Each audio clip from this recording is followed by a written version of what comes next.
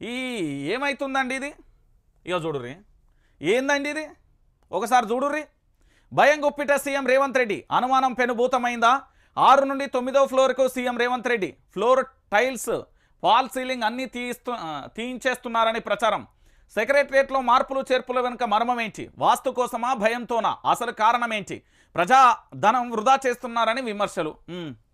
అనుమానం పెనుభూతం అంటారు. ఇప్పుడు సీఎం రేవంత్ రెడ్డిని చూస్తూ ఉంటే అదే అనిపిస్తుంది. ఆయనకు తన పీఠం ఎక్కడ చేజారుతుందోనన్న భయం పట్టుకున్నట్లు కనిపిస్తుంది.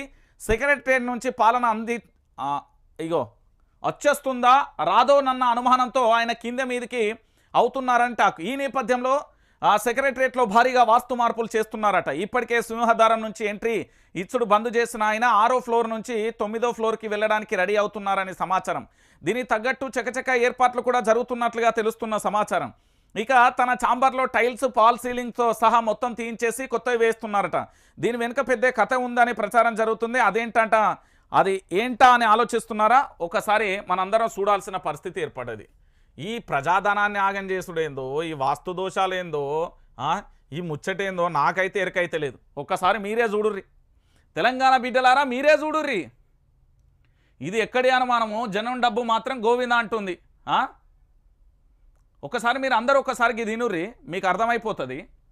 జనం సమస్యలను పక్కన పెట్టి వాస్తు పనులను నెత్తిన వేసుకోవడం ఏంటన్న చర్చ రాష్ట్ర ప్రజలలో జరుగుతుంది. ఇదే రేవంత్ రెడ్డి గతంలో వాస్తుపై నానా విమర్శలు చేసిన విషయం తెలిసిందే. అప్పటి సీఎంపై పరుష పదజాలాన్ని కూడా ఉపయోగించిన విషయం మీ అందరికీ తెలిసిందే.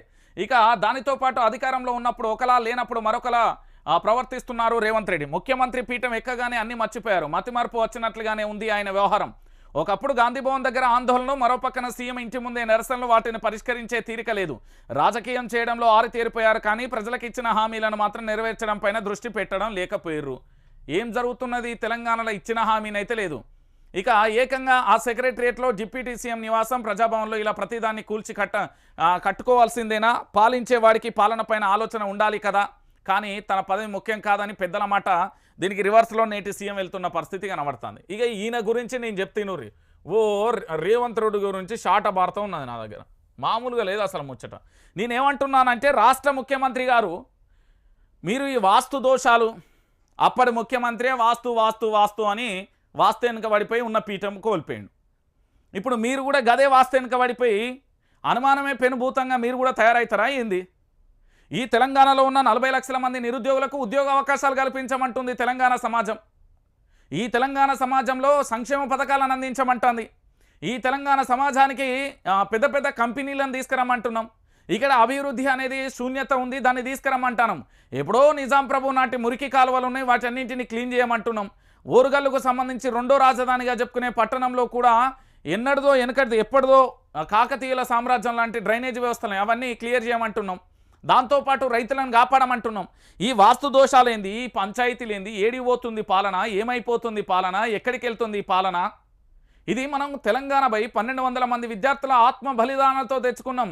ప్రతి ఇంటి గర్భ నుండి పోరాటం చేస్తే వచ్చిన తెలంగాణలో ఈ తెలంగాణలో పరిస్థితి గిట్లే అయితే ఏంది అని నేను అడుగుతా ఉన్నా. ఈరోజు నేనేమంటున్నానంటే, తెలంగాణ ప్రాంత ప్రజలారా మళ్ళీ మళ్ళీ ఆలోచించాలి. వాస్తులు, దోస్తులు ఇదంతా బంద్ చేయాలి. దుకాణం రేవంత్ రెడ్డి గారు ఇదంతా బంద్ చేయాలి. మీరు 6వ ఫ్లోర్ నుండి 9వ ఫ్లోర్ పోతా, ఫాల్ సీలింగ్ తీసేస్తా, లేకపోతే అవి తీసేస్తా, ఇవి తీసేస్తా, ఏంది ఇదంతా? ఏమైపోతున్నది? ఏం కథ? ఒకసారి మీరు అందరూ కూడా ఆలోచించాలి తెలంగాణ ప్రాంత బిడ్డలారా. ఇక చూడురికి వాస్తులేంది, పంచాయతీలేంది, ప్రజలకు పాలన అందించమంటానా? మనం ఏమన్నా అంటానమా? ఆయన జోలికి ఏమైనా పోతున్నావా? తీరుతున్నావా? కొడుతున్నావా? ఏమన్నా అడుగుతున్నామా? ఏమన్నా భూములు రాసి ఆస్తులు రాసేయమంటున్నాం, లేకపోతే ఏమన్నా అడుగుతున్నాం? మనం ఏం అడుగుతున్నాం? ప్రజాపాలన అందించమంటాను. అంతకంటే ఇంకేముంటుందండి? అంతకంటే ఇంకేమన్నా ఉంటుందా తెలంగాణ బిడ్డలారా? ఒకసారి మీరే ఆలోచించాలి. మనం అడిగేది ఏంది? ప్రజాపాలనను అందించమని అడుగుతున్నాం. ఈ వాస్తు దోషాలేందో, ఈ లొల్లి ఏందో. ఇక చూడు ఇక్కడ పిల్లగాళ్ళు, మరి వీళ్ళకి ఏ వాస్తున్నది? వాళ్ళకు సౌకర్యాలు అనే వాస్తాట కలిపియరాదు. మరి గ్రంథాలయంలో కనీస సౌకర్యాలు లేరని యువతంతా రోడ్ల మీదకి వచ్చింది.